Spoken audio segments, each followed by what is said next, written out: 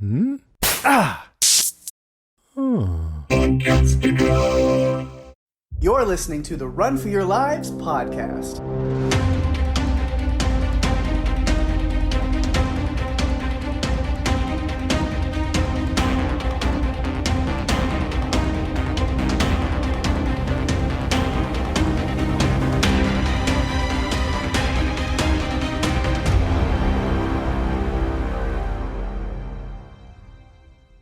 Hey everyone, welcome to the show. I'm Daphne. And I'm Pake. And this is the Run for Your Lives podcast. This episode, we are talking about the monster action film Pacific Rim. It was directed by Guillermo del Toro and released July 12th, 2013.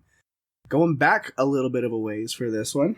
I know. We've been covering a lot of newer movies lately, so I feel like it's kind of good to take a step back. Plus, it's also monsters, and we've been delving more into horror lately, so I'm excited to cover a monster film again. Yeah, because that was kind of the bread and butter that started this thing many years ago. So it did. Yeah, this one's been on the docket for a while, and no better time to get to it. No better time to get to it now, especially with things lining up with finding somebody else who wanted to talk about this movie. I know. I can segue perfectly into. We've got a really awesome special guest for this episode, and I will let Daphne do that introduction. You guys know that I podcast on other things beyond Run for Your Lives, and one of my other podcasts is This Week in Skating. And I'm super excited that the worlds are merging, and our guest to talk about Pacific Rim is 2022 Olympic gold medalist Vincent Zhou. Welcome, Vincent! Hey! Hi. So good to be on the podcast. Thank you so much for having me. We were interviewing Vincent like in August, I think, and I mentioned Run for Your Lives, and he asked me about Pacific Rim if we had covered it yet, and since we hadn't, I decided to invite him to come and chat with us, and so it's happening. Yes, from the Olympics to Run for Your Lives. Sorry to, put your life on this trajectory. No, I'm kidding. No, it's really awesome. And everyone's lives are either running from something or running for something. So there you go. Yeah, I agree. Honestly, this movie's been on our list since season 1. We just did not get to it. And that is the case with a lot of the movies that we're doing now, are these higher level, cool movies that we just did not get around to. But I'm super excited for this one. I'm glad we waited, because now we're going to get to really break it down with someone who's a huge fan of it. We are going to do our production notes, which is basically looking at a few things about the movie. It's filmed in Toronto, Ontario, Canada. Screenwriter Travis Beacham got the idea for this movie while he was walking along the California coastline on a foggy morning. He saw the shape of one of the piers and thought it looked kind of like a creature coming out of the fog in the water, and he just imagined a large robot waiting on the shore to battle it. That's quite an imagination, I think. The budget for this one was $190 million, and it grossed $411 million at the box office. It was 132 minutes long. Pake, bring us a synopsis. All right. As a war between humankind and monstrous sea creatures wages on, a former pilot and a trainee are paired up to drive a seemingly obsolete special weapon in a desperate effort to save the world from the apocalypse. Yeah. So much went through my head when I was watching this. One of the things that went through my head is how often Charlie Hunnam was gonna go back into his English British accent, because he did a couple times. But I will share right off the top, I really like this movie, and I feel like I have to watch it again, because I think I probably missed little things in it. I got so caught up in the creatures that I thought the creature design was super cool. Reminded me a little bit of Godzilla vs. Kong in some of the battle scenes, but that came much later. So, I really, really liked it overall. I thought it was a lot of fun. Again, It's super fun to talk about a creature movie. It's been a while. Yeah. I'd seen this one before, but probably only once shortly after it came out. So it's been quite some time. So Yeah. it was really nice to revisit it for sure. Yeah. It's going to be super fun to break this down. So we usually allow our guest to give their first point first, what they want to talk about. So Vincent, I'm going to turn it over to you. Yeah, well, I mean, the first time I ever saw Pacific Rim, I was standing in a Best Buy while my dad was actually, being productive and looking for stuff that we needed around the house. And I was in the TV section wandering around, and Pacific Rim was playing on one of the huge new, like, 8K Ultra HD TV screens. And it was in the middle of the movie. And I had before that, I had remembered hearing some trailers on the radio back when people still listened to the radio, the movie. And I actually thought those trailers were like the stupidest thing ever. I got so annoyed every time I heard them because it was like it was like those hype trailers, like get ready for the biggest like movie of the summer, like whatever. You haven't seen action yet. Yeah. It was like that. Oh my God, I heard it so many times I got so annoyed.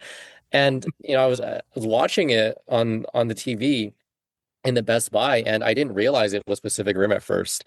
But it just drew me in right away, and I stood there I literally stood there for like 50 minutes finishing. Like I watched the entire movie, and my dad was trying to get me to leave, and I wouldn't leave. So and I never forgot that. I was actually able to watch it in full a few years later, when I was old enough to have electronic devices with screens, and quickly became one of my favorite movies of all time. Nice. So I used to like make little drawings of the robots and stuff in my graph paper notebooks, little doodles and stuff. So That's fun. been a fan of it for a long time. What about you, Pake? What were your thoughts? Yeah, like I said, it's been a while since I've seen it. Going back and watching it in 2025, the like CGI and the effects honestly do hold up for the most part. I don't think you go back and watch some movies that came out over 10 years ago and you're like, oh, okay. We thought it looked good, but no, this one really holds up a lot, I think, in ways. There's some of the writing and story, stuff that I'm like, that could have been better. This could have been better. But like for the most part, it's like, no, it's a really good, just kind of classic, like popcorn action film that's got really great, robots versus monsters from another dimension with hot British actors. What are you going to do? I know, right? Right. Like that's what people want. So Yeah. I feel the same way. I agree about the CGI. I think the CGI definitely held up. I kind of expected it wouldn't because that has been what we've seen. But overall, I think it definitely held up. And the story I liked. I didn't have really any gripes about it. I didn't feel that the characters of Beckett and Mako were thrust together to be in this focus on romance. It was more of like respect, I think, when they coming together and getting to know each other. And I appreciate that because I'm one of those people that doesn't need a romance to make me watch a movie. I'm not a rom-com person. I like to have a meatier story than that. And I like that, and I'll talk about it as one of my points, the tragedy that each of them suffered and how it brought them together. Like how they were able to work together so well. And why I think that's part of why they were able to work together so well. So let's go ahead and start diving into some of the meat of the movie. And since I've already been talking about the tragedy part, maybe I'll start with, I think Beckett went through, the trauma of being linked with his brother as he's being sucked away and dies, like knowing what his brother's last thoughts were, all of that neural link Mm-hmm. It's fascinating and terrifying at the same time because you're on a mission together, and we see them just before that. They're brothers. The older brother looks out for the younger brother. The younger brother is this young, energetic, ready to take on whatever is coming. He's ready to go punch it in the face. Like, he's ready. The older brother is more reserved, and he's focused on, okay, yeah, he knows it's dangerous, and he's thinking about those things. So when it transpires that they go out and they're fighting one of the kaiju and his brother dies, they don't tell you, okay, he quits and he goes away. We learn what he does basically is he leaves the program, and it's still dangerous to climb up and work high up on this wall that they're building to keep the kaiju out. But that tragedy really shapes him. And I like that there's a physical, visible difference between what we see Charlie Hunnam when seems younger and more like, we're going to beat the bad guys, to this guy who's a little bit defeated, or a lot defeated, because he's lost everything. His brother is dead, and he wants nothing more to do with that. He realizes the seriousness of things. And then Mako, we learn and see the tragedy she suffers where her family is killed, and she's got this vengeance inside her where she wants to retaliate against what happened to her family, and it brings up all this emotion. And I think because of that, despite it not being like they went through it together, I think those separate traumatic experiences allowed them to understand each other in a way that, had he been paired with someone else, they may not have understood what's going through his head. Because you're basically, when they link you, you're seeing memories, each other's memories, like you're learning everything. There are no secrets after that, really. Yeah. And I was really drawn to that part of the story because I think it's things like that that can help bring people together, because they can bond over their understanding of the pain that they've gone through. And so, even though that first Neuralink it went good at first, but then Mako saw a chance to go nuclear on what really wasn't real. Mm-hmm. It kind of sidelined them for a little bit, but it was something I thought that was a main thread for me in the story, their relationship and how they were able to work together. And I liked how Beckett, especially in this confrontation with Chuck, came to her defense, because it mirrored something earlier that she had said to Beckett about respect. And to me, it was him showing, out of respect for her, show her respect by apologizing. And to me, that showed that he was open to listening to what she had to say, and he took it to heart.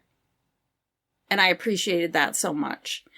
And that's my starting point. That's what I feel from that. It really hit me. And I love the monsters, but that relationship and that connection and bonding and the way they work together really was one of the main lines for me in the movie. Mm-hmm. Yeah, and I think them both having trauma in somewhat similar ways, both losing someone really close to you, that allowed Rowley to step into the role that his brother once played for him in Mm-hmm. caring for the person on the other side of the drift. And I think it implicitly probably helped him heal finally from what had happened 5 years in the past.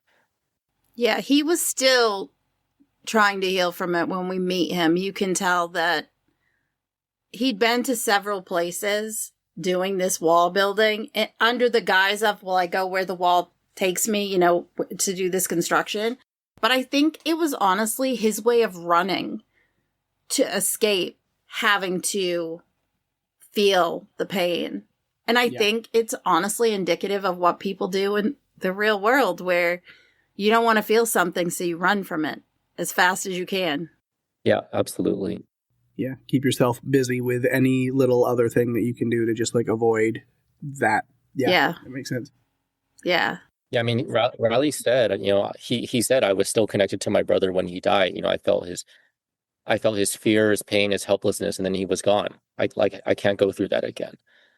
But then Mako was the vehicle to sort of help him take that first step towards coming face to face with that again, and caring for someone in that way, and developing a new respect for someone in that way is probably the best way for him to heal from losing his brother. Yeah, I think so too. I liked their little showdown when they were fighting. She's kind of observing and she's grading his interactions with these potential candidates to be his co-pilot. I loved their interaction when they actually went head to head, because she had the goods to back it up. Like, she was able to really push him to the limit. And I think he respected that and understood right away that, okay, she's supposed to be my co-pilot. We're supposed to do this together, despite the objections that came from her surrogate father. But I liked it. I liked her character because she was very assertive in that moment, but I like that she also had vulnerability too. I thought she was really well-rounded. And you don't always get that with characters in big blockbuster type action movies. It's not always something that is focused on. So I liked and appreciated that they put the time into that, to building that up. And I mean, this is a Guillermo del Toro movie. He is really good at telling stories. So yeah, it's not that much of a surprise. As a like horror and fantasy writer, like, he's really good at getting in people's heads. So there's a lot of that human, condition that's going to be in his writing and directing. Yeah, I like that. I like how he brings things to life. He's a good storyteller. Visually. And, I mean, writing, too. He didn't write this one, but yeah, I think his handprint is on a lot of it, too. Direction, yeah. In directing, directing where things go. You could tell. Yeah, he's a great visual storyteller. I appreciate it. Looking forward to what his Frankenstein that's coming out soon is going to be like. Yeah. I'm curious. Yeah. I think it could be good. We're recording this around Halloween, so of course, I mean, I'm surprised that it wasn't released now because Halloween. But yeah. Broadly speaking, I also, both of you talked about like the characters and how perhaps not all of them are, fully fleshed out or as three-dimensional as in, I guess, in many other movies. I actually like that each like human character doesn't take up like more space than it needs to. Mm-hmm. That's one of the things I like. Another thing is I love the CGI. I could talk forever about the CGI. And my third thing is that each kaiju and each Jaeger has a unique personality to it. Yeah, sure. Yeah. Overall, I would say, unlike most modern Hollywood like sort of kaiju or monster themed blockbusters, I feel like Pacific Rim delivers its content gimmick free, very directly, very bluntly, and it clearly pays homage to its predecessors. I mean, this was Guillermo del Toro's passion project that, shares DNA with the Japanese kaiju films and anime of his childhood and of, the 90s, right? Like Godzilla, Ultraman, and Gamera. Mhm. Also like Neon Genesis, Evangelion, and Gundam. Yeah. I think the influence is very clear there. But Yeah. I think in Pacific Rim compared to, I don't know, like some of the Godzilla and like King Kong movies that I've seen in the past decade, I think Pacific Rim feels so much more authentic, both in the small details and in the bigger scale of things. I think like some films have like an understated brilliance. Um, I'm not talking specifically like in this genre, but in general, say like Past Lives, right? Or like Good Yeah. Will Hunting, right? Um, some films are rather quite overstated. Like uh what's a good example? Like Fast and Furious after Paul Walker passed, Mhm. right? Um, Pacific Rim, I think, is simply just stated, and it's brilliantly stated. It's the delivery is concise, it's punchy. I think like I said, the characters do what they need to do, but ultimately, it's not. Ultimately, it's a kaiju film. It's not a people film, and so that's why I think it's actually a good thing that the human characters don't take up excessive space. It's a Okay. love letter to the kaiju mech genre. So We often talk about certain movies being a director's love letter to the old days or prior films because what better way to pay homage to the directors or creators that inspired you than to create your version or your interpretation of what those movies meant to you. mhm. And I think this definitely, I agree with pretty much everything that you're saying.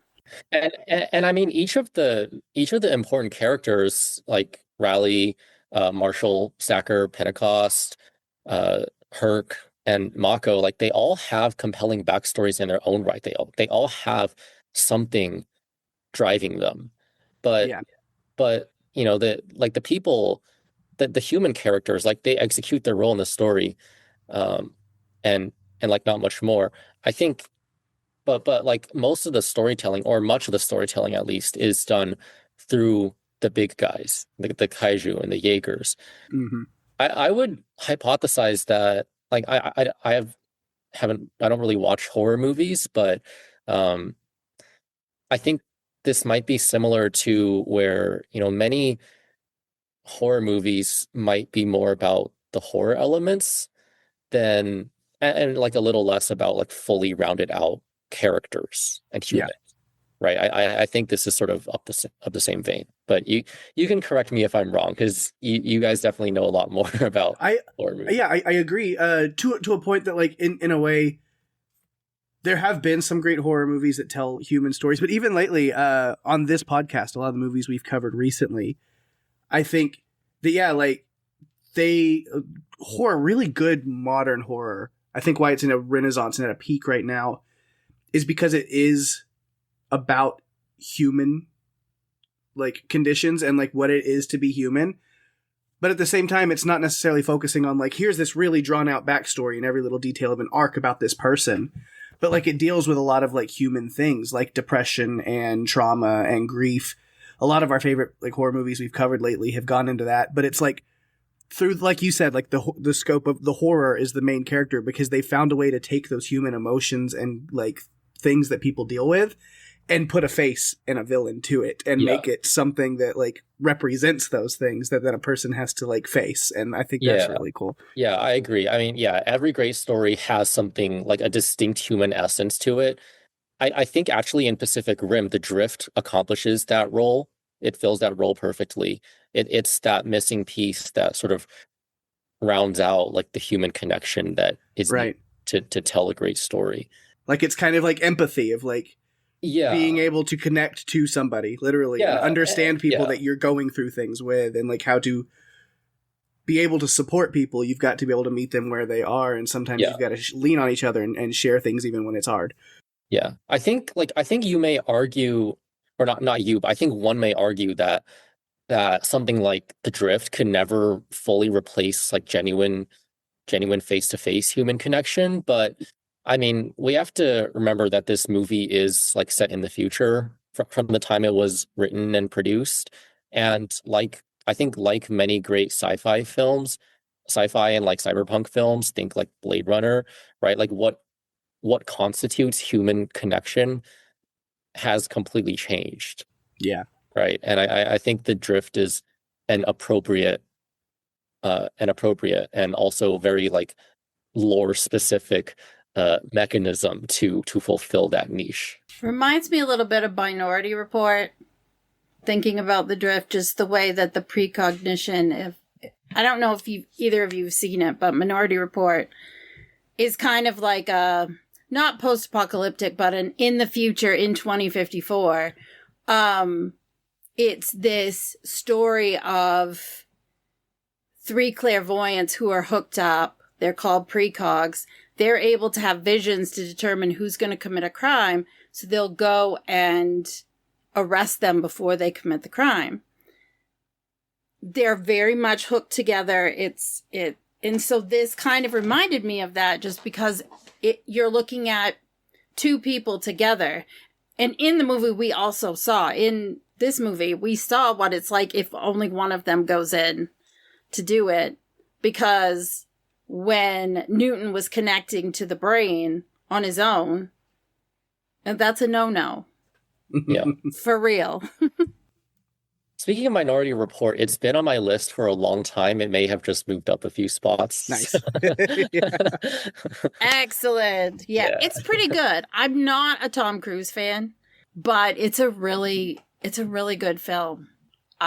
It's kind of funny because Guillermo del Toro he wanted Tom Cruise to play the role that Idris Elba had in this movie.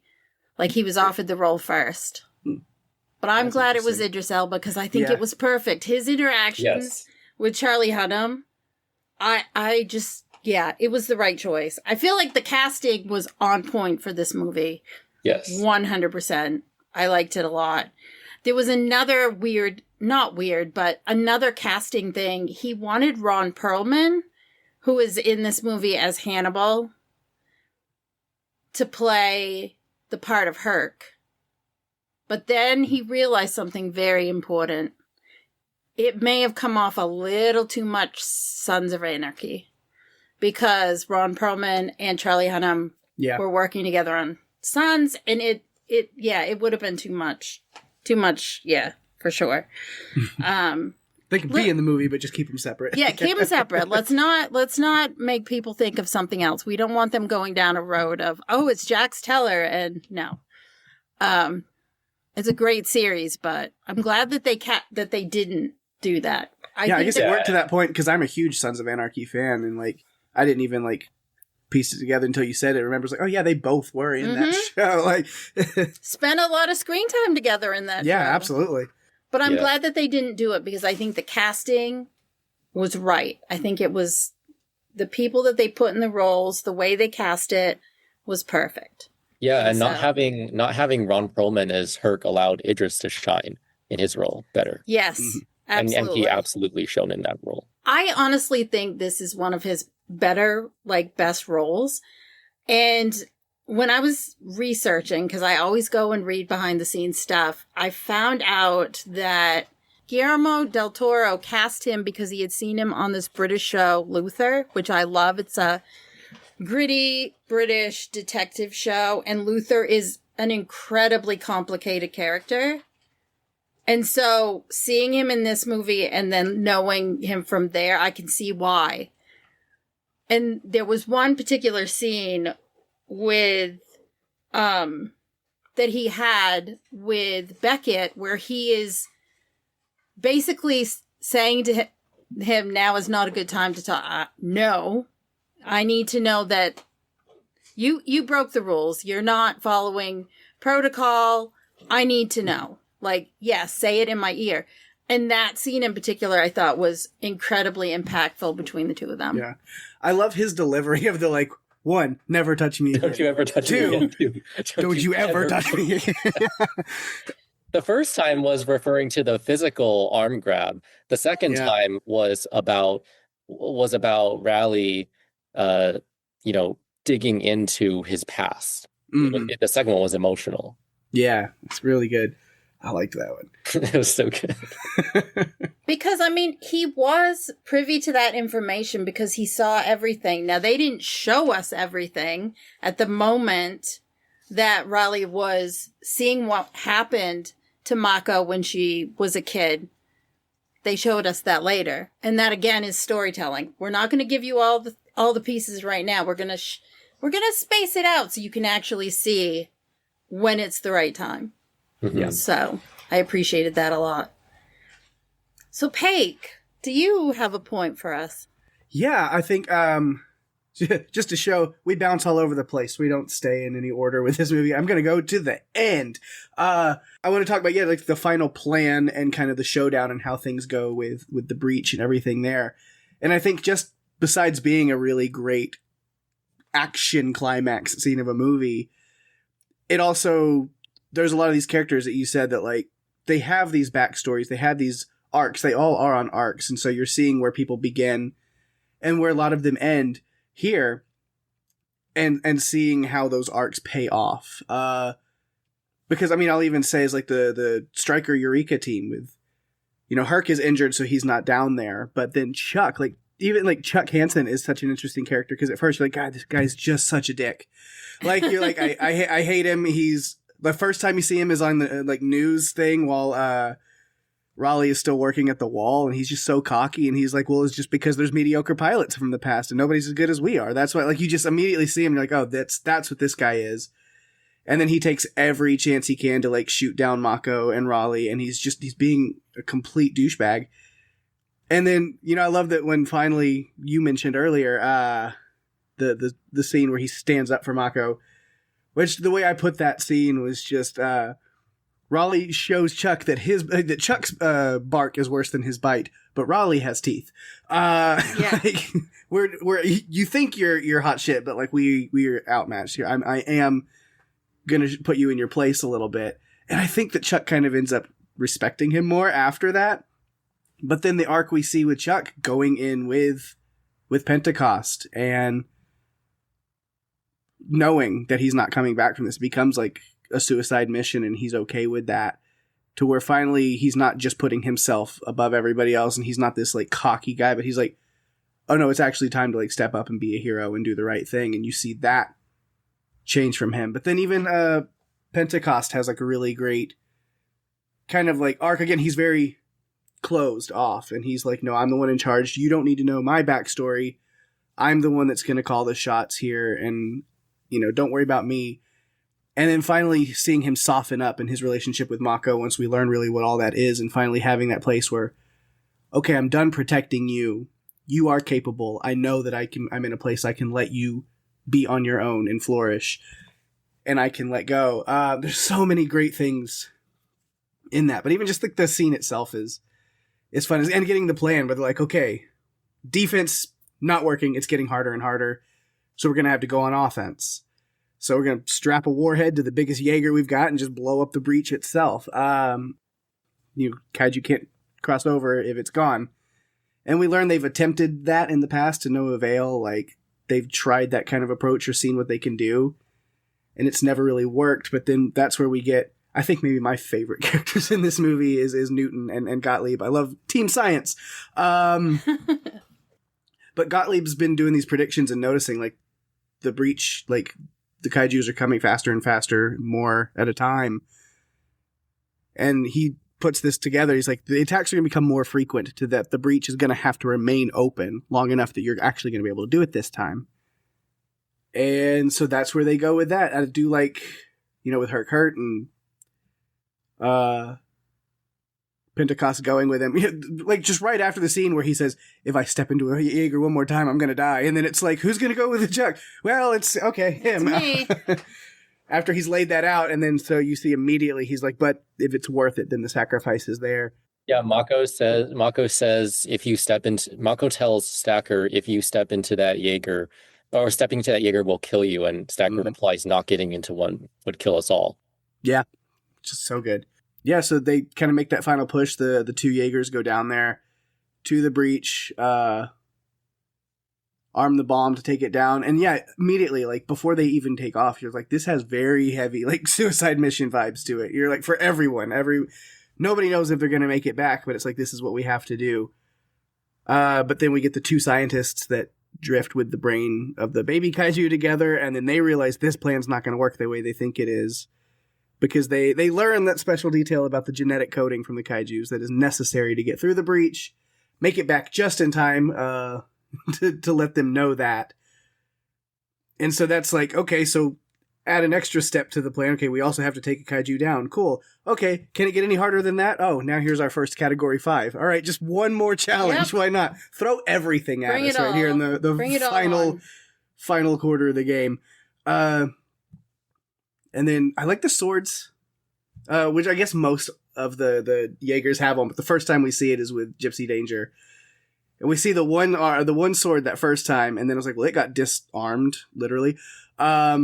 But luckily they have another one on the left side of the Jaeger, which we get that great full slicing of the one swimming by, just the as it goes over, just all the way through, tip to tail, which is really cool. And yeah, the kaiju, even though they seem to kind of know some things, what they threw the drift with Newton, they learned some things, but not enough about the plan with these people that are down here, to where they're still focused on Stryker, Eureka, as the one with the bomb, the one that needs to be taken care of. So they descend on it, and that's where the Marshal and Chuck make the call to, as he says, my dad said, if you have a shot, take it. And so that's what we're going to do. Sacrificing themselves to blow up the nuke on that one to take out the kaiju best they can. So heroes, honestly, of the movie end up being, it's crazy because, like I said with Chuck, like first you're like, I hate this guy, and then by the end you're like, he might have been like the most pivotal hero of this movie somehow.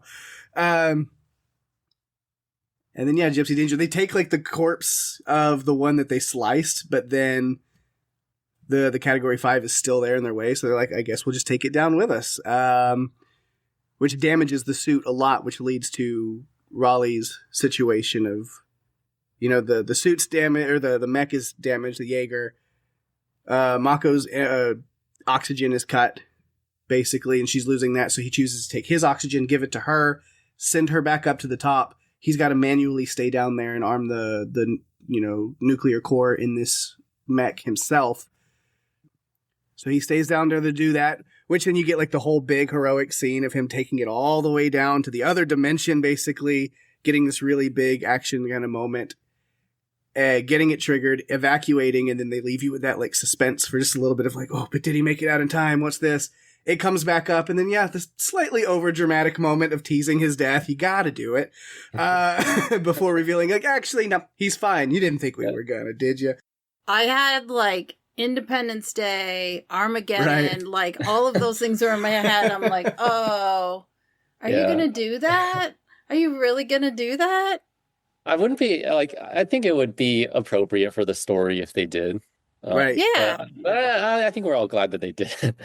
Yeah. Also, I think it's worth mentioning that the existence of the evac pods that Raleigh and Mako got out in was not telegraphed. Like, we didn't know they had that. Yeah, they never mentioned them before. So it felt like a quadruple suicide mission for all 4 people out there.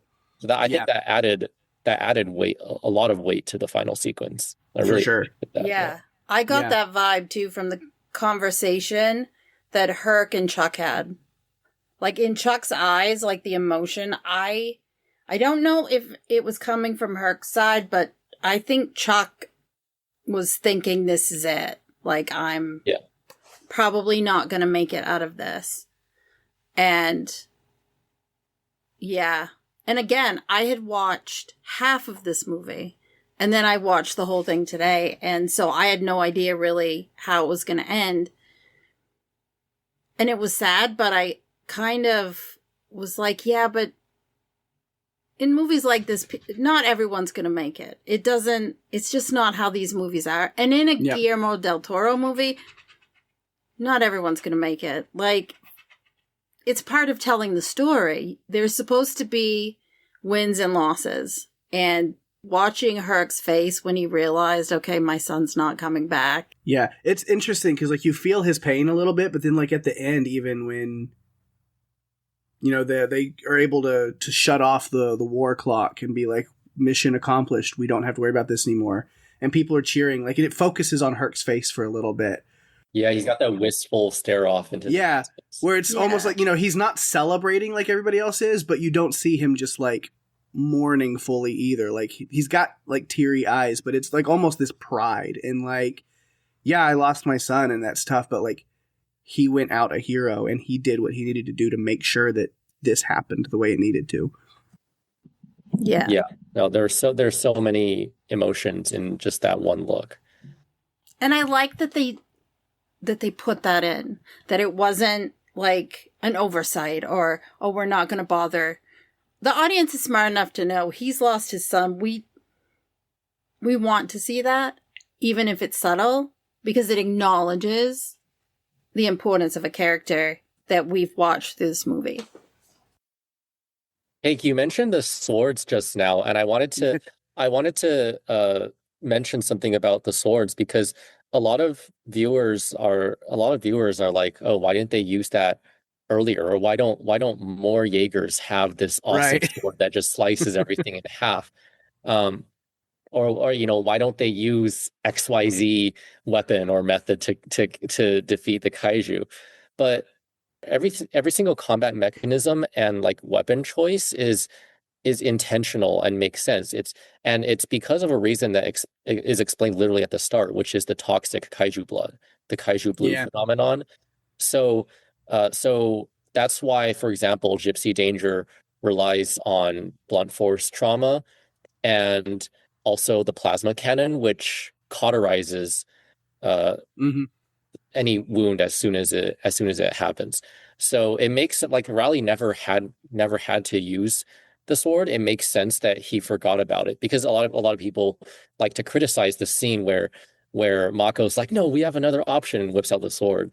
And they're like, how, like, Raleigh's literally the pilot of Gypsy Danger, how could he forget? But it's like that's not really like a canon option.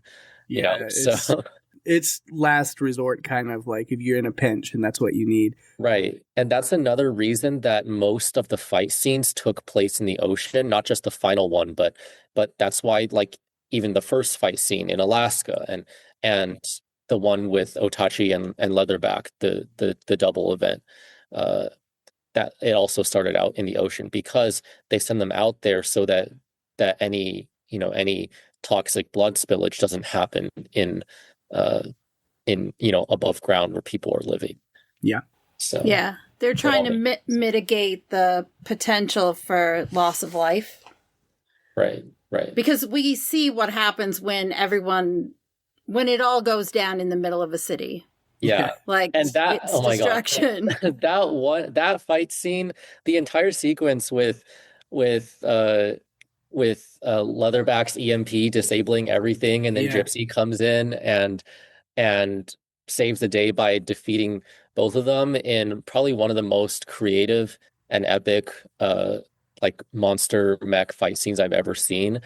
I mean, so much like just thrill in that one moment alone. And those I think that fight scene is really the star of the action in the entire movie, in my opinion. And the two kaiju in that scene have the most distinct personalities. You've got Leatherback, the gorilla wrestler kaiju, right? And then there's Otachi, who's like sort of a dragon, but is pregnant and fights with the ferocity that only a pregnant mother defending her child can possess. So I think the brutality of the fight scenes, and oh my God, when are we ever, like, in what other movie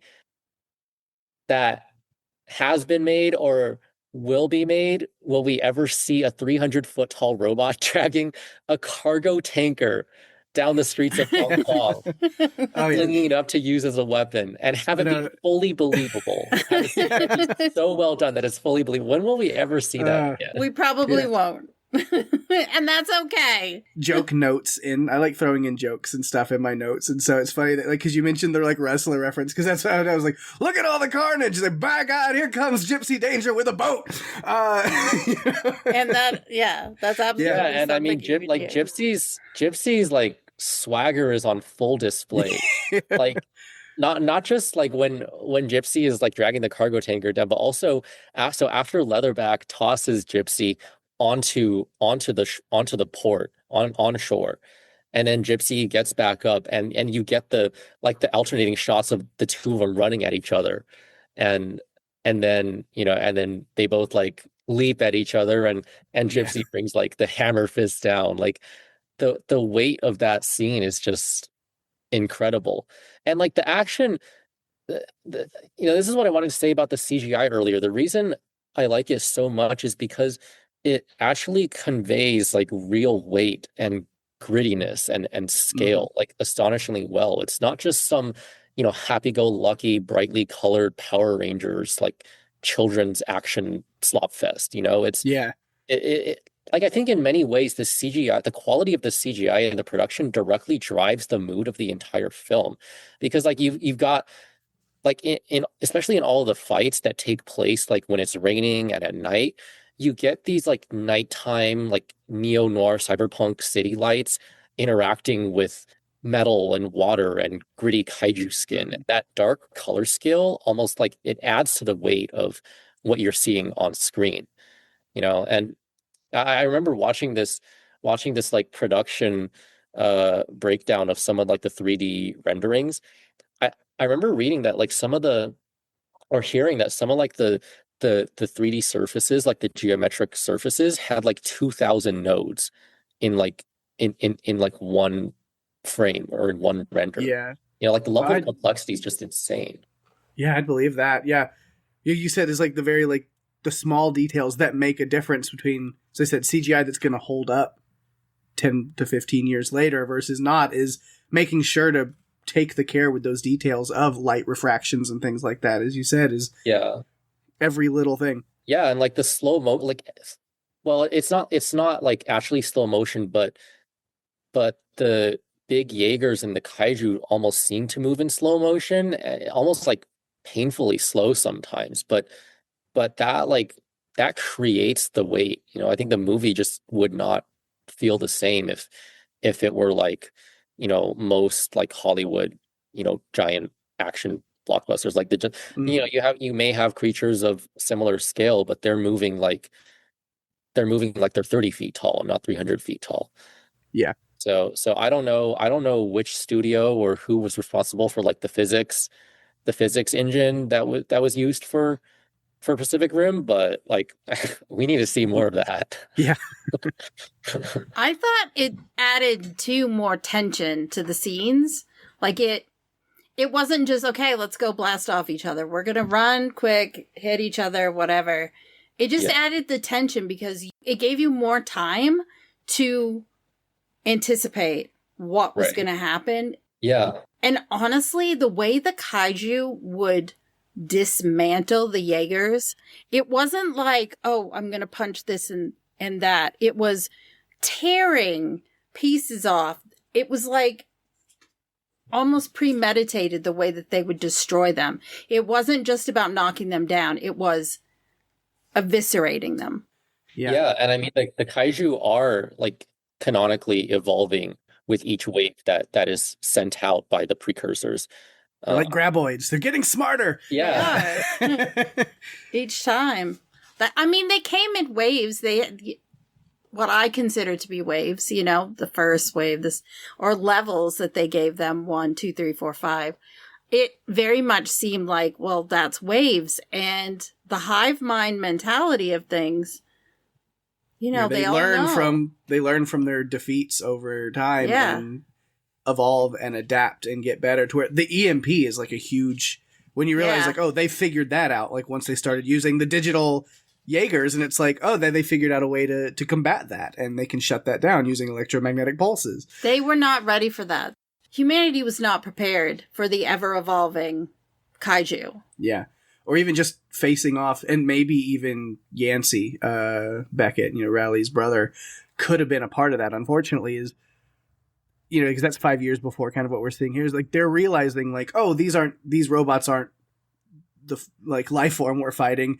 There's people inside of them, and so you said they're like prying them out. I was like, if we can get the people out, then they can't control the mechs anymore. So that they start working on that.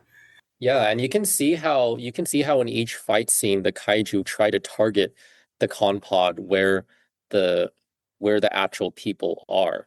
You see like attacks directly for the head.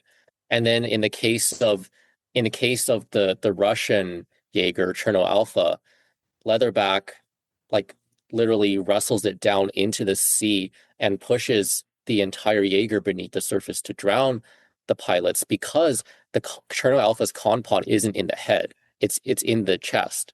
And so the Jaegers or the kaiju have realized that, and they aren't just, targeting the head for no reason. But then you see like Otachi using her tail to crush the con pod of Crimson Typhoon. You see in the opening fight scene, Knifehead directly targets the con pod. That's how Yancey dies, right? So so it's not just brainless, like I'm gonna swing at you. Knifehead was my favorite kaiju. I just want to say, I know he was the first one out, but I really liked him.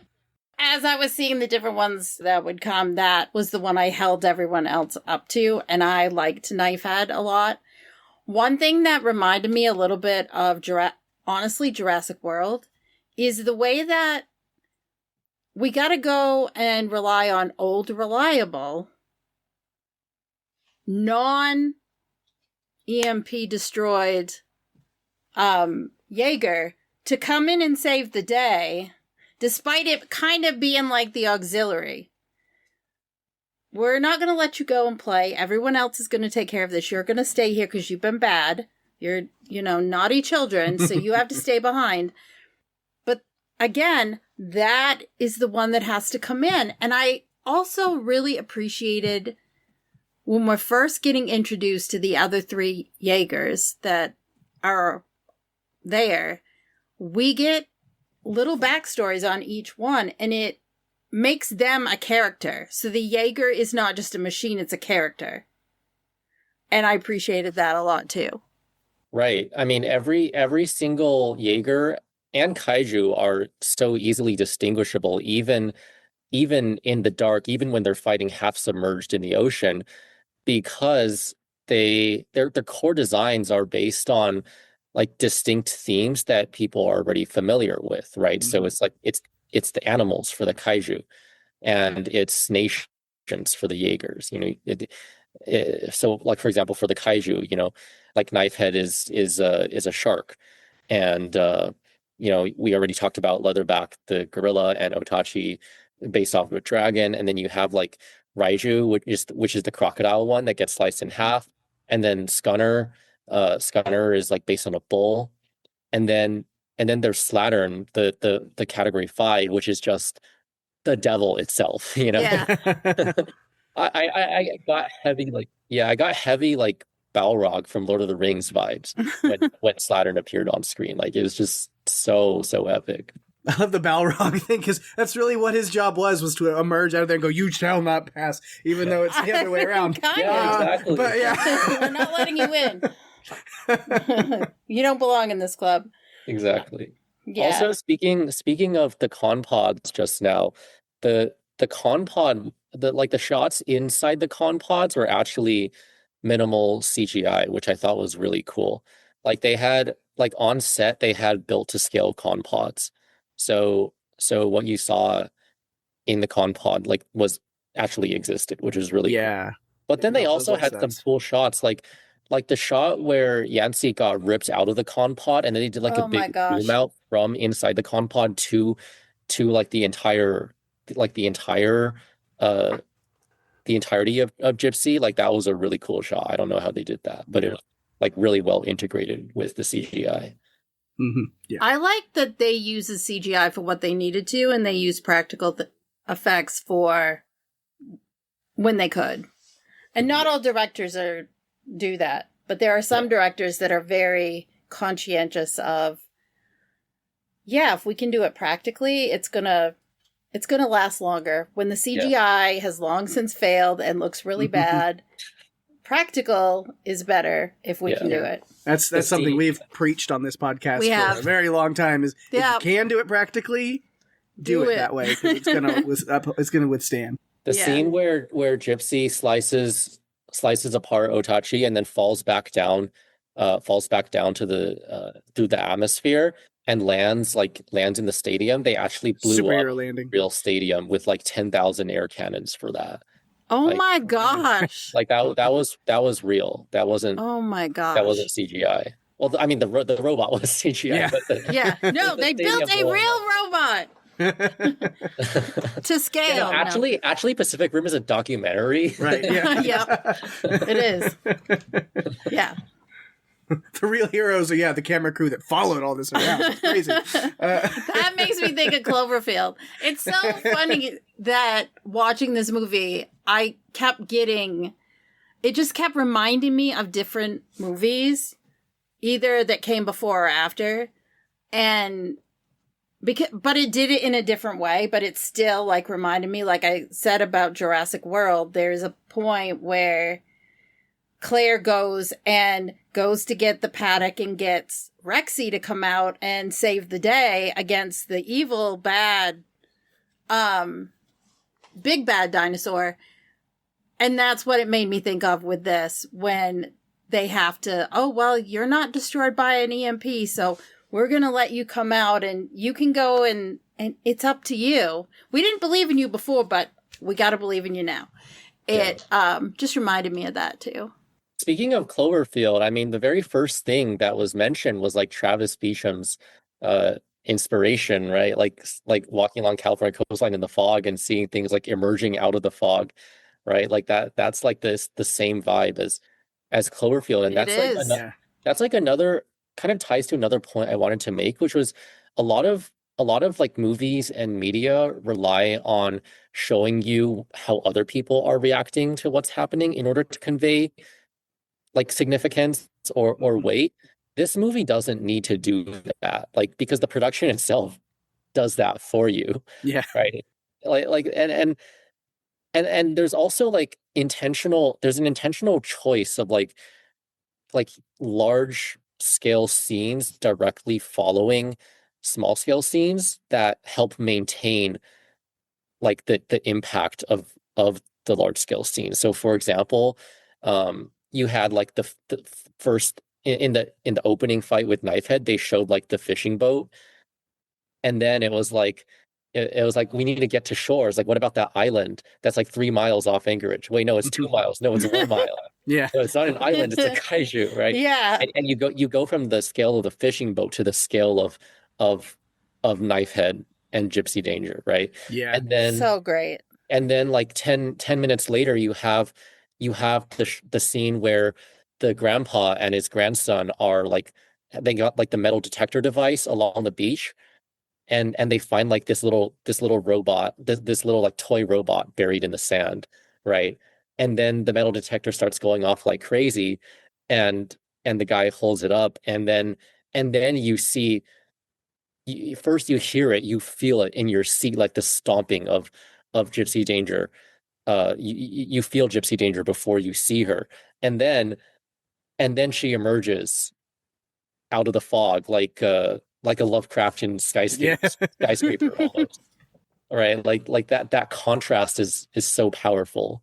Yeah, and the contrast between the scale of the shots adds more weight to them. So that was another detail, the sequencing of those shots that I really appreciated. Absolutely. It wasn't just like gratuitous epic scale stuff. Like by the end of the 2 hours, we would have gotten desensitized to that scale. Like there's good contrast in places. So yeah, I appreciated, we talked a little bit about it, Herc and Chuck being the big heroes in Australia, and then they had to go to Hong Kong because everybody's being sent to Hong Kong for, I don't know, decommissioning. The Last Stand. The Last Stand. There seemed to be a lot of faith in these walls that they were trying to build, but as we saw in Sydney, yeah, an hour. They last for an hour, so you get an hour to get your affairs in order before you're obliterated by the kaiju. Again, when you meet Chuck, he's a bit of a jerk. I liked watching him grow because I think the experience humbled him in a way that I wasn't expecting. And his dad, he's working with Pentecost way back. And then the other guy that was with them too, which I can remember his name is Clifton Collins. That's the actor. Yeah. But they're all working at that in the same place, working with Gypsy Danger. And so we see that the dad ends up leaving, going, doing this with his son. I liked that his son came around throughout the movie more to his dad's way of thinking, I think, because in the end, he made that sacrifice. Before that, it didn't seem like that was in his mindset. It seemed like his dad was more focused on, no, we need to do this because we need to save lives. We need to do these. We need to. It's the right thing to do. Yeah. And I didn't feel that from Chuck at all. I felt like you see this when Herc gets injured. Chuck's like, okay, we got to get out of here. We got to escape. And Herc is like, no, we've got to protect this city with 10 million people. Like, we need to protect it. And you see the all around, we get to the end, and that's when Chuck sacrifices himself. He's come to that point where I think he understands the bigger picture versus his own situation. Right. And I mean, you really learn, like, people's inner character really is revealed when they're backed into a corner. Like at first you probably see many layers of, parental issues and various traumas and ego layered on top of things. But as the pressure builds, as the plot intensifies, those layers get stripped back. And in the end, when it's all or nothing, like ultimate stakes, you see what I believe is, a genuine act from Chuck's, inner character. And I think that's really great. I also think something that was kind of subtle is the use of the dog, Max. I feel like Herc and Chuck showed so much affection to that dog, and it was really kind of their way of showing affection to each other in some way, because they weren't overly affectionate, but they were so affectionate with that dog. And they kept passing it back and forth, and I thought, oh man. And all I can think is Pake and I would probably have had like an hour conversation about the connection between animals and people and how that what story was represented through that. But it was subtle. It wasn't an in-your-face thing. It was just incredibly subtle. And yeah, that whole dynamic between Herc and Chuck and the growth in this movie is another like high point for me. And I didn't think it would be, because Chuck, I wrote him off right in the beginning. I'm like, be more like your dad, or have a conscience. Don't be like your dad, just have a conscience. I didn't feel like he did. I felt like he was very me at first. He wanted to be the hero. And in a roundabout way, he did. Yeah, he was. Yeah, he was the hero. It's true. One thing I wanted to bring up was the quote from the sort of the voiceover at the beginning, where Raleigh is introducing the Jaegers, and he says, "To fight monsters, we created monsters of our own." And I think there's sort of a double meaning in that many of the main characters are fighting monsters of their own. Or I guess to invoke the title of the podcast, Run for Your Lives, they're all running from their own monsters, right? It's true. Like Charlie's running from the trauma of losing his brother. Stacker's personal monster is his radiation poisoning, and in the end, he can't outrun it. He spends his whole life running from it, and in the end, he has to come face to face with it, and he does in the noblest way. And Mako's monster, which we see, is the trauma of losing her parents. Like everyone has their own monsters um that may have been like created for them in the first place, but are manifested through trauma. Like trauma works in a way where like your mind distorts things, and you create monsters out of things that may not have been originally monsters. Yeah. And so like yes, the monsters were there tangibly for them in the first place, but probably over the years, there were monsters they created in their own heads, that they were always running from. But I think those threads all resolve well in the ways that we've already discussed, right? With Rowley becoming sort of a figure, an anchoring figure for Mako, and vice versa, and then with Stacker and Chuck, turning to face their monsters in the final moments in the noblest of ways. So I think those threads all tied together beautifully. Like even with a guest coming in, we're gonna tie it to trauma. We're gonna have that conversation. It's gonna happen. It's become a running theme, and I love it. You know what? This season in particular, I don't know what it is, but some of our discussions have just been really deep, thoughtful discussions, deeper into the movie beyond the movie itself, but trauma and grief. Grief is, for some reason, I don't know how it's happening, but the movies we're picking are movies that deal with a similar topic underlying, and then we just go deeper into it. And this movie is no exception. I expected it when you see Raleigh's brother die, like right in front of him, and you realize exactly like he's connected to it. I knew I was in for it real. right away. I'm like, oh God, this is going to be one of those. It's going to be one of those movies where there's going to be past trauma, and we're going to be, watching him grow and grieve at the same time throughout the movie. And you do. But there were moments, I will say, because I've seen Sons of Anarchy from beginning to end, that I thought Jax Teller was in the movie. Like it was Jax Teller playing Raleigh Beckett. There was just like mannerism or facial expression. I was like, yeah, I see. That looks like Jax. But again, I appreciated the story and the people. Part of me wishes that we had a more tangible representation of Yancy that we could see throughout the movie. I guess like within the context of the story, it wasn't really needed for Raleigh because he had the drift. He always had the drift. You don't need physical artifacts of someone when you can literally, relive everything in the drift. But I think for the viewer, it would have been nice. I think for the viewer, it would have been nice. But I think him having the drift gave him a way of dealing with his grief in a way that everyday people don't have that option. Yeah.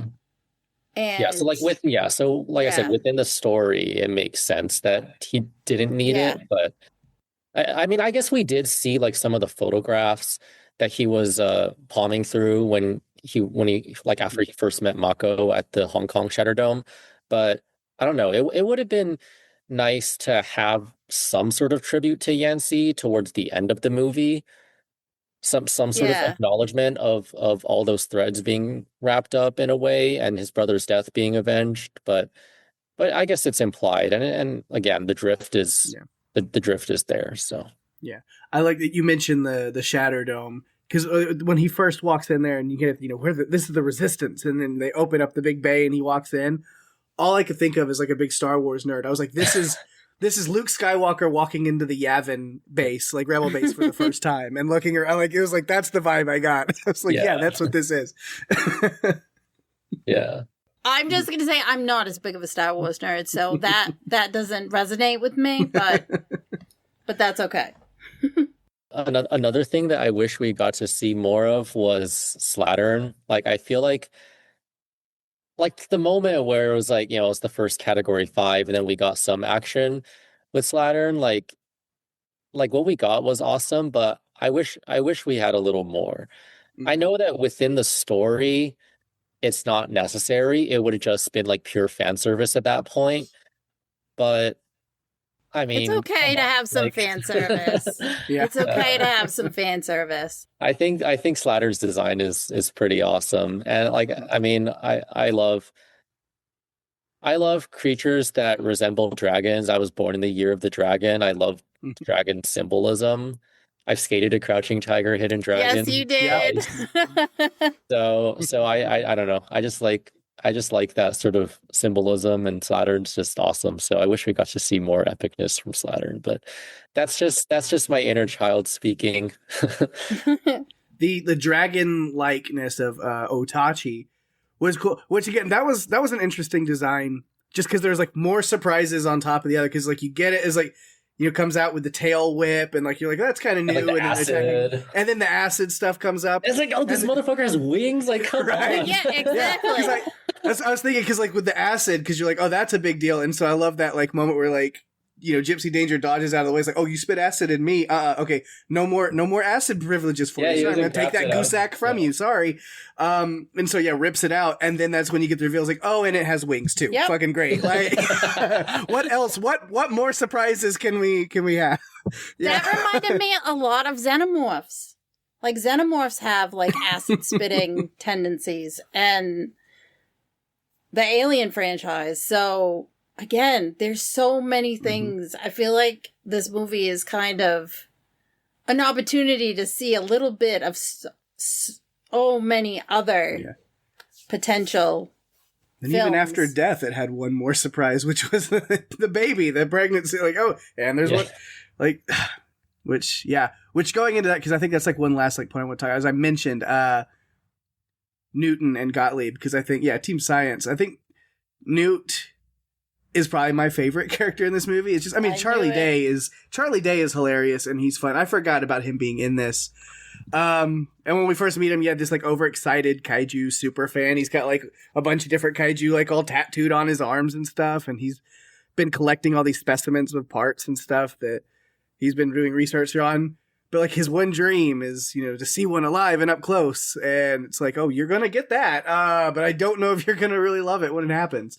Yeah, the moment he actually sees, again, it's like something where you feel or you hear Otachi before you see her, right? Like, like Charlie's on the corner looking of that street, looking for after he got told to leave by Hannibal, and you hear Otachi's cries or roar like echoing down the boulevard. Like you hear her before you see her, and then the instant Charlie like feels her presence, he runs. Yeah, like I think it was that in that moment he realized like, okay, this is maybe I didn't want to see what. Yeah, but again, Beckett told him, "No, you don't. You think you want to see it." He's like, "I really want to see it." No, you don't. He tells him early on, "No, you don't." Yeah, but he's the one that comes up with this like whole theory of like being able to drift with the brain from the kaiju that's been kept alive. And it's like, it sounds like a crazy plan, but he's really confident. And then he's tired of not being listened to. He goes for it, tests that hypothesis on himself, gets some little brain download, which was some very interesting and helpful information that becomes critical to the like ending of this movie. But he needs more. Really, it's like the marshal telling him, like, you're going to have to get more information, do it again, sends him to Hong Kong to this like black market kaiju dealer. That's where we meet Hannibal Chow, which is Ron Perlman, which is a fun part. But I love him like kind of, getting his way in there with like the symbols and the key, like the card. And then when he walks in, like, it's like, this is like shady black market backroom dealing, and he's running around like a kid in a candy store. It's Yeah. like, oh my god, this is He's a kid in a candy store. This, you have this, you have this. He doesn't know what to look at first. Yeah. It's like Legoland with an 8-year-old. I mean, he's into it. And just his excitement, like I love like him with Chow, where like the whole, it's just like, I need that brain. It's like, what are you going to do with that? And he's like, well, it's classified. I can't tell you. But it is really cool. So I'm going to tell you. One of my other favorite moments of the comic relief scientist duo is when Herman drops his banger line, which is he says politics and poetry, these are lies. Numbers are as close as we get to the handwriting of God. Yeah. And then Dr. Geisler's just like laughing at him in the back. But ultimately it's the combination of being a dreamer, like so not afraid to have crazy visions that other people tell you are impossible. It's a combination of that and having hard technical research and skills and stuff that makes science and entrepreneurship that really drives science and entrepreneurship in the real world. So I think that helped. Yeah. In this movie too, where like they come together, where finally I like that. Yeah, when Gottlieb's like, okay, like because his predictions, he's like, there should be a third one. Something's not right. They're doing something else. He's like, the point is like, if this plan's going to work, we need to figure out what's going on, and I'm going to be there to ground you, and makes that choice. Which like that's like, you really going to do that with me? But it's just like, it's another one of those like, if I don't, then the world ends. So might as well, jump in, and then working together and learning what they do, which is great. Yeah, and then of course like the baby eating Chow, kind of. There is the mid-credit scene, which I did love that so much. And I thought, okay, of course, you didn't cast him to be this other character, but you still had him in the movie. But it's like, does he survive that? I was like, oh, he's a baby. He don't got no teeth. Maybe he's fine, yeah. But yeah, I thought the two of them were very fun. It's comic relief, like you said, but also ends up being very critical to the plan, and the story is what they do is important.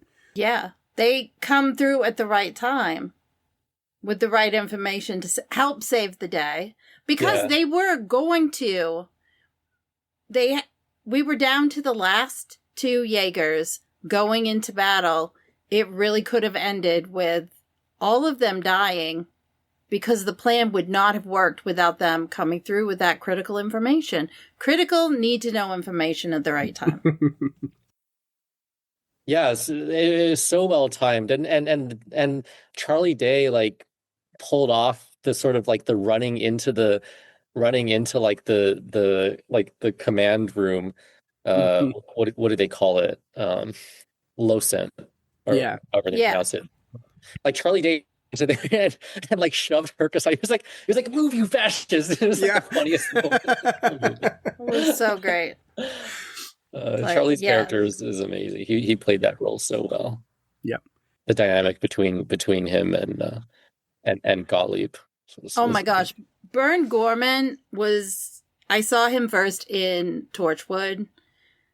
And so whenever he pops up in different roles, it's always interesting. And I thought the clash of personalities between the two scientists was perfect, because you have one that's so like kind of rigid and doesn't want to really listen to any idea that seems outside the sphere of what's probable.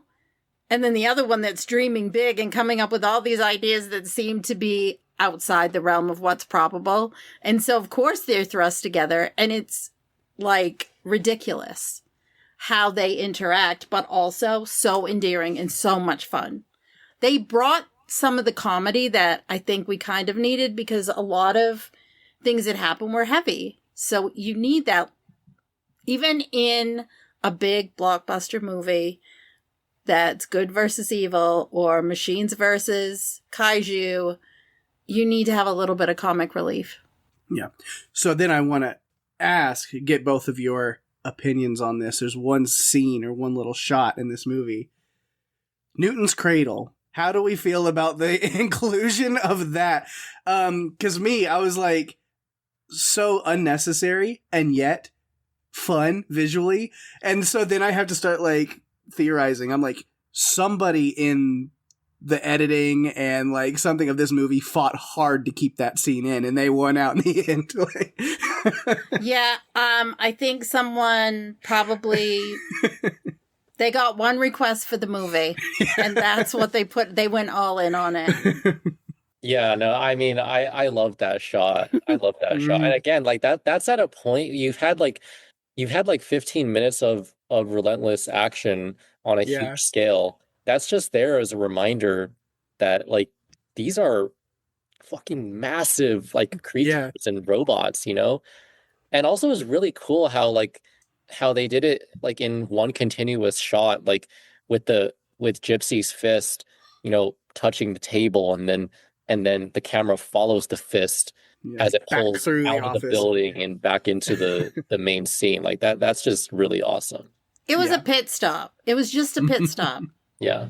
It moved along right after. No, like it makes a lot of sense, because I was thinking, it's like, it's just like, so I was like, we can cut this, but the Newton's cradle's gotta stay. But like you said, because you mentioned it in even other scenes of like being able to like take a quick moment to remind us of the scale of things. It is an important purpose. We also had another moment like that in the same fight where Leatherback was wrestling Gypsy back along the port, and then Gypsy's heel bumped like one of the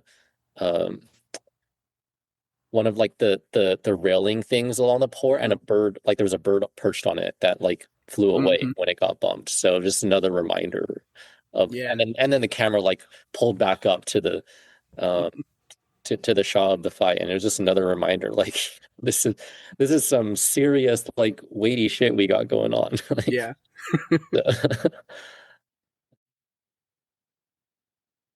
Can I talk about one of my least favorite things about Pacific Rim? Yeah, I'm interested.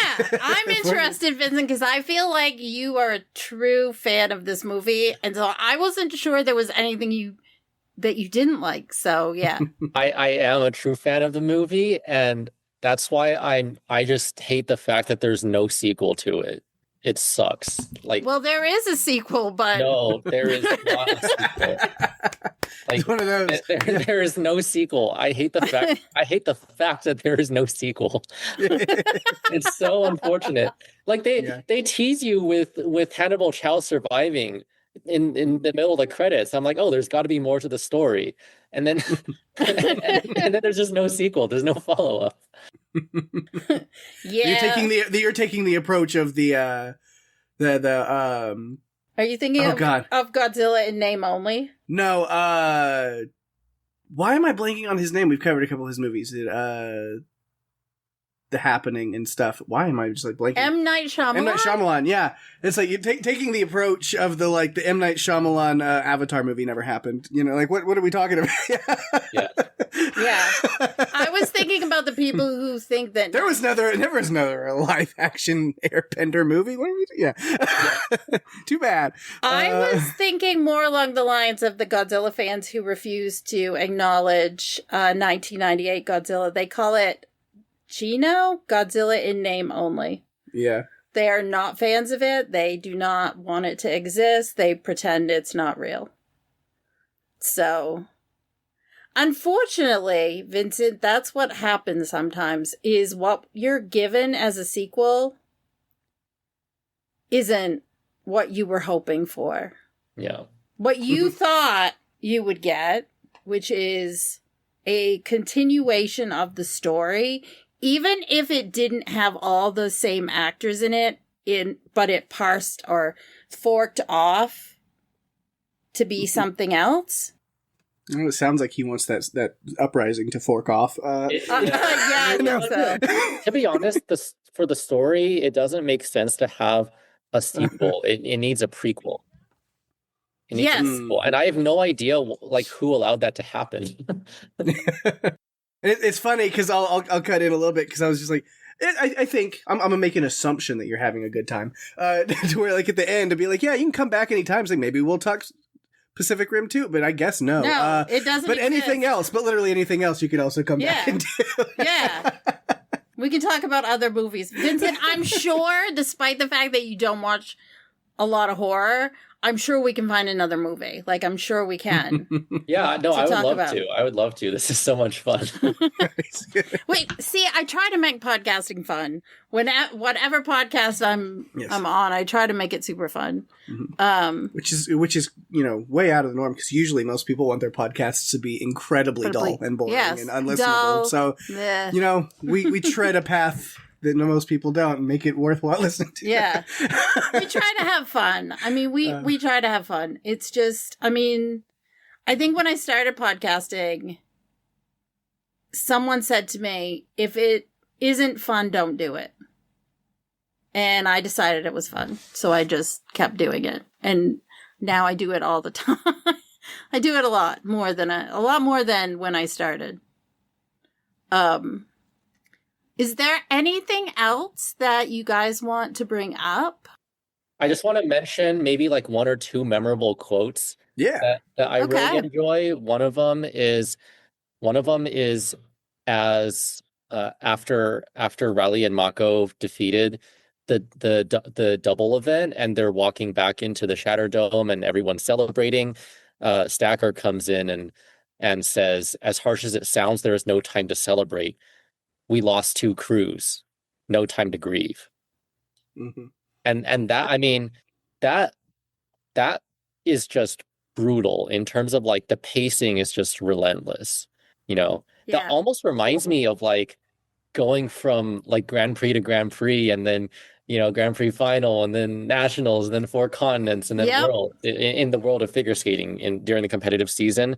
For those of you who aren't aware, the pacing of the competitions is just constant, every weekend, every other weekend. And you gotta, like, whether you win or lose, whether you have the greatest triumph of your life or the greatest defeat of your life, you don't have time to celebrate or grieve. It's just right back up on your feet and you keep going. So that quote really hit me deeply. And then the last one that I'll mention is right at the beginning when Raleigh's introducing the Jaegers, he says there's some things that you can't fight, right? Acts of God, like a hurricane, but when you're in a Jaeger, all of a sudden you can fight the hurricane, you can win. And I think that set the tone perfectly for the movie. It was like this is an impossible apocalyptic scenario that we're being pitted up against, but in a Jaeger you can win. And I think that was just perfect. So that's how we solve the problems of the world. We need some Jaegers. Together. All the nations have to come together. Right. It's true. Now, I do have a note in here that says nations working together in harmony to care about their populations. Yeah, this is definitely a fictional story. And then I said, okay, cynical Pake goes back in the box and I'm going to leave him away from the rest of the episode. But yeah. Well, okay, when humanity is being threatened with, being wiped out, like all 8 billion of us being wiped out, I'm sure then we'll see that. People only learn the hard way. I say this all the time. People only ever learn the hard way. Yeah. One of the quotes that I liked was Herc to Chuck when the EMP's gone off. They have no power. And he just looks at him and says, you and I are the only thing standing between that ugly bastard and a city of 2 million people. Now we have a choice here. We either sit and wait or we take these flare guns and do something really stupid. Yeah. And that's when I thought, okay, Herc's kind of going, like, connecting with his son on the really stupid. Okay. I'm glad, because I have a bunch of, like, random notes in here that I won't get to everything. But since you mentioned that, I'm glad it made me look at my note about that fight with Typhoon and Alpha just getting absolutely wrecked. So Stryker has to step in, and they're doing that thing. They're holding it and punching it over and over again. They go power move, and I was like, so their power move is apparently punch. Another one we already talked about that I had was Beckett says this is worth fighting for. we don't have to just obey him. And this is when Mako says, it's not obedience, Mr. Beckett, it's respect. And that's when later when he is wanting Chuck to apologize to her, I'm looking at him coming at it from a respect standpoint. And I liked that. Cool. Yeah. So I think, that kind of wraps up a lot of, so there's some like random like little jokes and notes, but I'm like, I think we covered most everything. I'm like, we did good.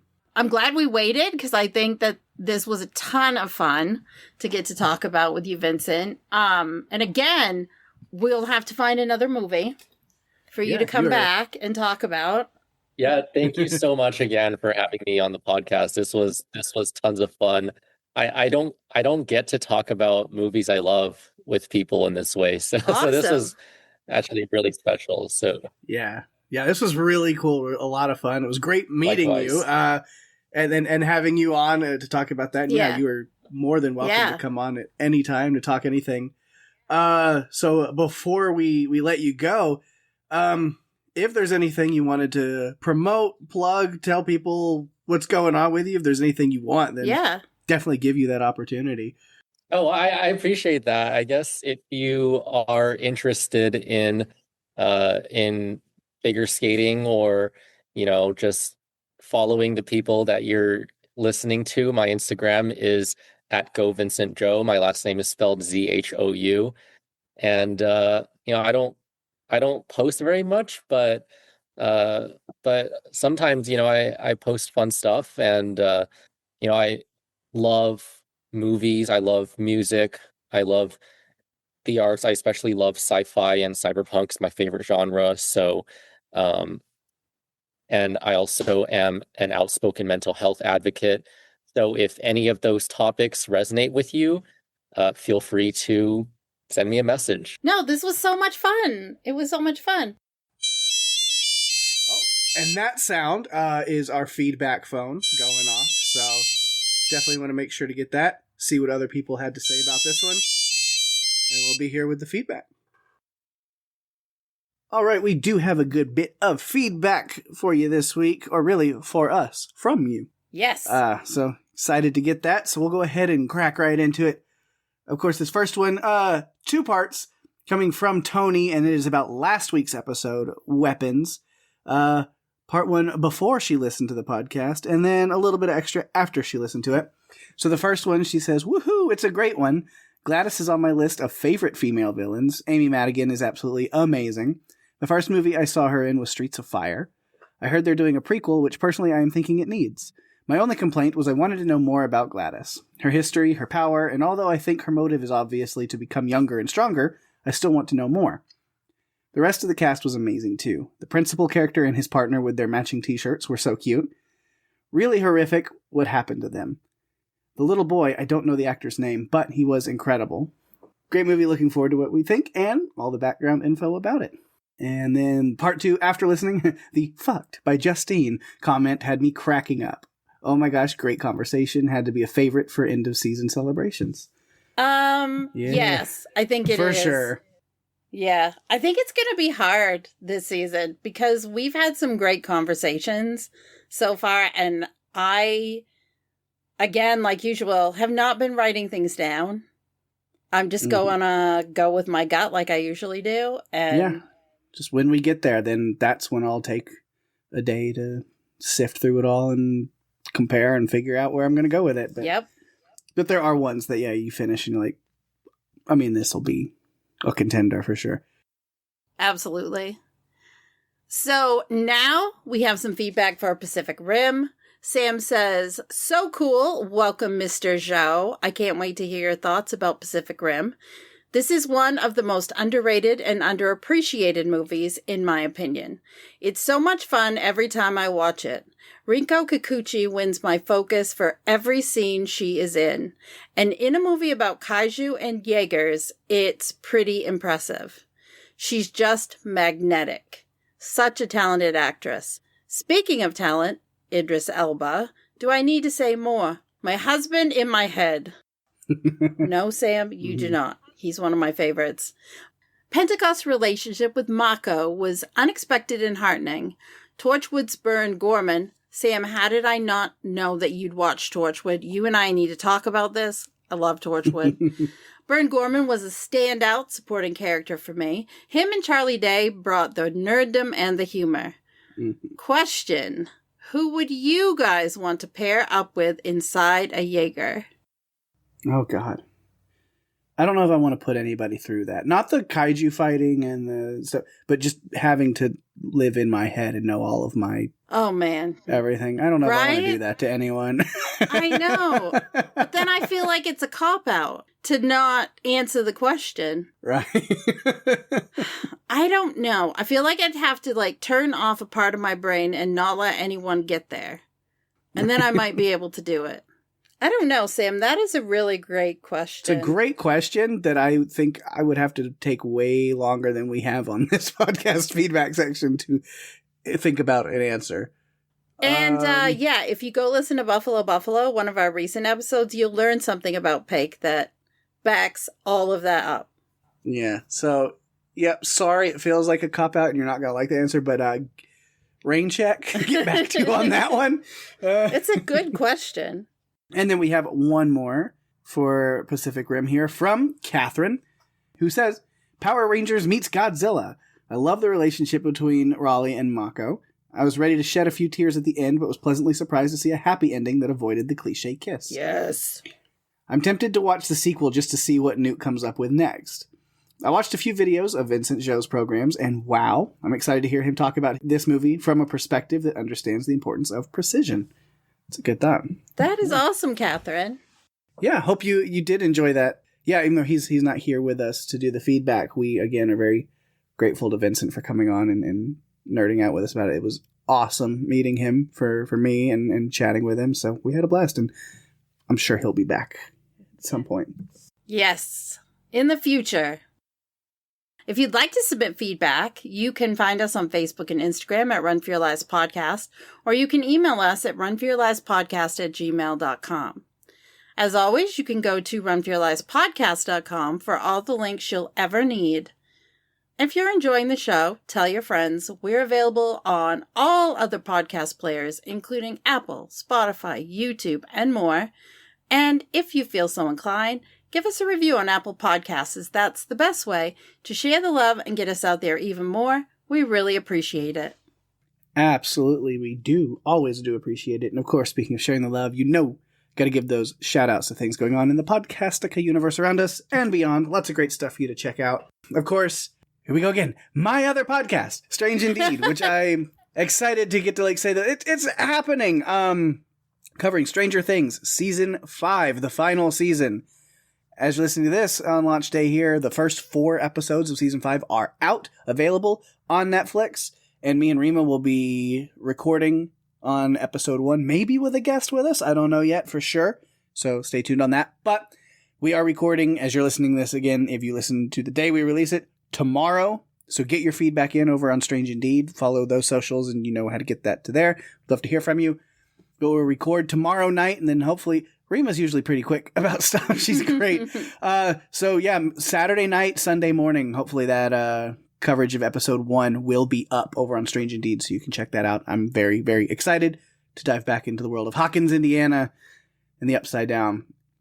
I've already just said we record tomorrow. I've watched it, that first episode at least, and off to what a great start we're off to. So I'm excited.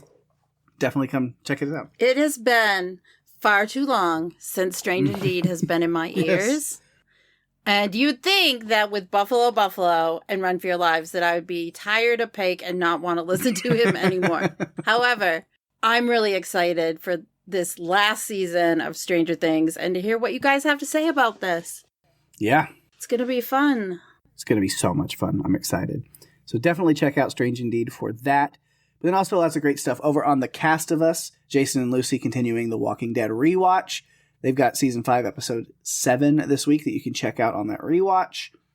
And then over on Wax Episodic, got 2 great shows going on over there that Jason's working with. He's got Sean with him on It, Welcome to Derry, Episode 5 this week, so you can check out that. That show's also been so good. I'm really loving every week. Welcome to Derry. It gets better and better.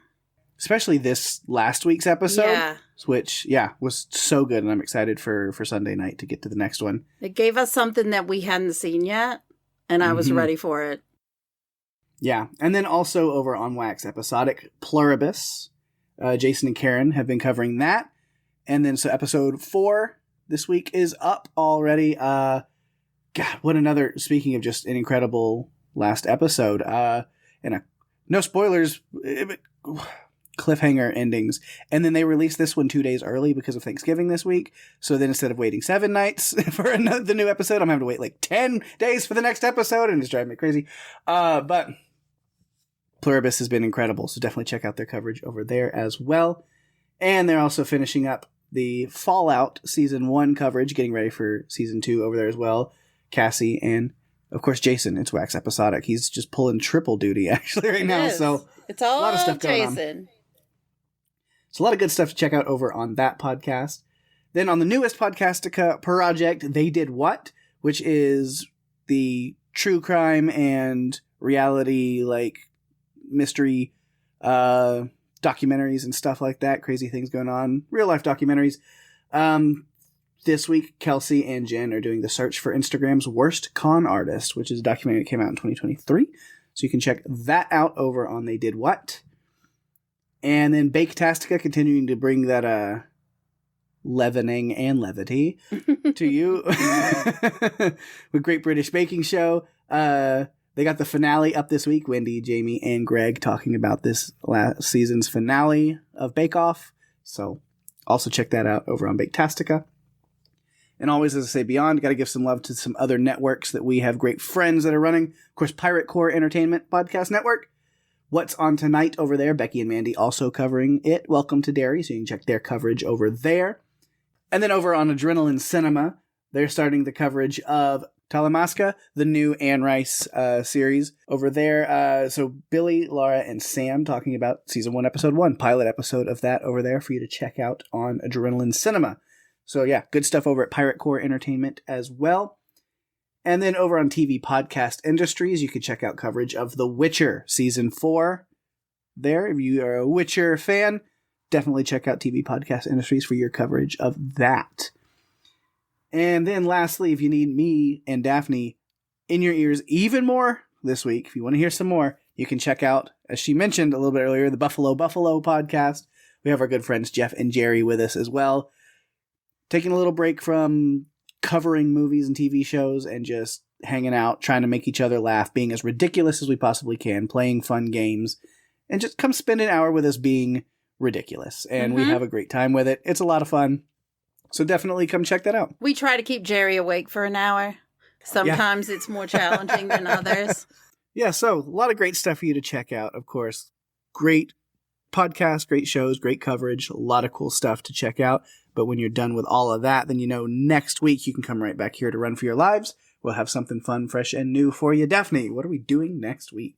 Well, when a group of teens in small-town Kettle Springs are stalked by a cheerful mascot, the encounters become a blood-soaked warning. What begins as a fresh start for newcomer Quinn quickly spirals into a relentless slasher nightmare that exposes the town's darkest grudges. We are covering Eli Craig's 2025 film, Clown in a Cornfield. Dun, dun, dun, dun, dun, dun, dun, dun. Yes. We are. Clown in a Cornfield, a newer one for this year. It's going to be fun. If you haven't watched it, definitely check it out. It's on all of the random horror streamers that nobody's ever heard of. You can find it around, I think. I don't know. We did talk about that one night, about how crazy that there are all of these streaming platforms. Mm-hmm. I've never heard of. I post them on our things on Facebook because I can just make sure you guys know where you can find all this stuff. Half the names on those things, I'm like, I don't know what that is. Until today, we're recording this feedback the night before we released this, so on Thanksgiving. So I spent Thanksgiving at my dad's house today, and he got a new Roku recently. And so he got rid of cable, and that's how he's watching all of his shows on. He was like, oh yeah, I've got my Roku, so I've got Pluto and Tubi and Fossum and blah, blah, blah, blah, blah. And I'm watching all my shows and all these. And I was like, so now I was like, oh, I know. Cool. So these things are actually, they do exist and people watch stuff on them. Good to know. Because we'd never watched anything. Pluto, yes. Tubi, yes. Anything else, no. Mm-hmm. I still live in the world of Crackle, which is no longer in existence, but was a thing for a while. Yeah. Yeah, it's interesting. Every day there's a new one that's born, so you never know what it's going to be called next. So definitely check that out. If you haven't seen it, check it out and then give us some feedback for next week. I'm excited. It should be a fun one. Yes. And with that, we have come to the end of another fun episode of Run for Your Lives. Thanks again to Vincent Zhou for joining us, and we're looking forward to having him back again for a future episode. Thanks to you all out there for listening. I'm Daphne. And I'm Pake. And if you have to run, you better run for your lives. Bye-bye.